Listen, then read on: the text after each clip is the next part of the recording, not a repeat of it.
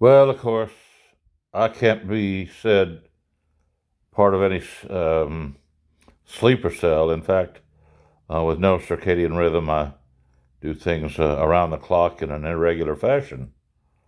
Uh, but more seriously, people ought to lighten up about prospects, personally, in most cases.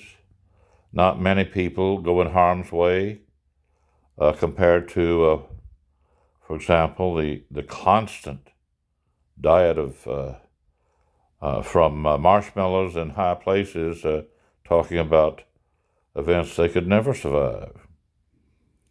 Um, I'd like to say that, it seems to me that with so much going on all over the place, people have to focus sometimes, not be an inch deep and a mile wide. Now, you take Demcad, for example. I just watched him talk about sleeper cells uh, and the implications. Demcad is not asleep. One thing that keeps him awake is his line of work. He deals with people who have been where violence has prevailed sometimes, or maybe not. Chris Hedges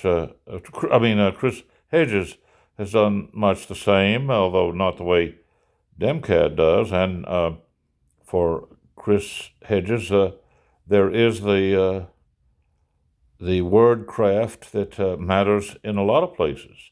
In terms of scalability, which is an antidote to being spread too thin or something,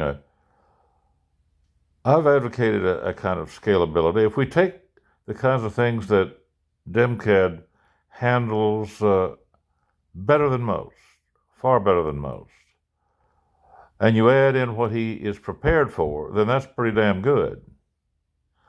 If you look at, for example, NATO today, not NATO as it was chartered, but NATO today, which is, the embarrassment that I think can be shared by all members and beyond, then, the adequate can see that, they do not answer sleeper cells or anything else. They are asleep, and let's wake them up gently so that personnel can be nudged into that frame of mind which says, let's do away with the non-distributed format that was de rigueur.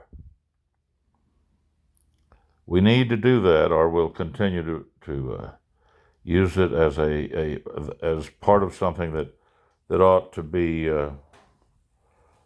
changed. We need to look at NATO as ready to disband in favor of all members being able to do something far better. Now then, for example, I need to wash this cup and make more espresso for myself, even though it's getting late here on the 27th. Not many hours left to this day out of 24. But I'll feel better. I have time to myself for a few hours. Otherwise, I'd have to sit here and wait for, somebody showing up every few minutes, every 30 or 60 minutes, for something that I have to accept. But I can have my own time here for a few hours, and I can devote that time to contemplating those who are certainly not asleep. I do not wish to have Demcad obliged to explain Shakespeare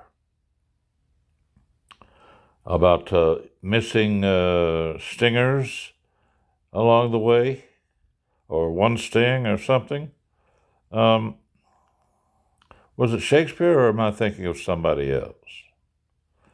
Well, what I'm saying is everybody in the military knows that the whole idea of their service is, at least tacitly, to accept the notion that there are fates worse than death. That's what enables them to resolve that they will not give in to people who are tenacious about their ill will. They will not give up in the face of that. They will prepare, and they are ready, and occasionally they have to defend what? What appears to be overly decisive action, or what? I don't think so. It's not for them to defend anything. That's for the diplomats with their words. People talk about words. What are words worth? Well, words are what get people in trouble sometimes. But for those who understand words, it's a matter of patience and skill to dispatch better arguments than the most tenacious might use in order to keep people in a fanatic desperation that is almost wordless. And that's why we have to match the most miserable or the most wretched with something better than what they offer others. At the same time, we must deliver ourselves from their oppression because there are fates worse than death. And of course, what that implies is known by the military. And there are others, those who have risked their lives, literally going to the moon and back, having made the attempt. What would they say? Death, where is thy sting? They have resolved that there is a meaningful life, even if Houston had not solved one of the biggest problems everybody was paying attention to one day. And we have to do the same thing every day in the line of work that some people have chosen. And among other things, we have to be sure that the people in that position have the disposition those tasks demand. And DEMCAD exemplifies the sort to be hired, not the sort to be fired or never hired in the first place. And I commend the people involved, having to do with the necessities of life. Death, where is thy sting? Well,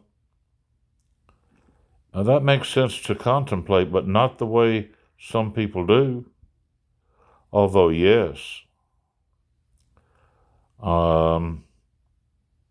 for example, the young and active certainly would not choose to die for nothing.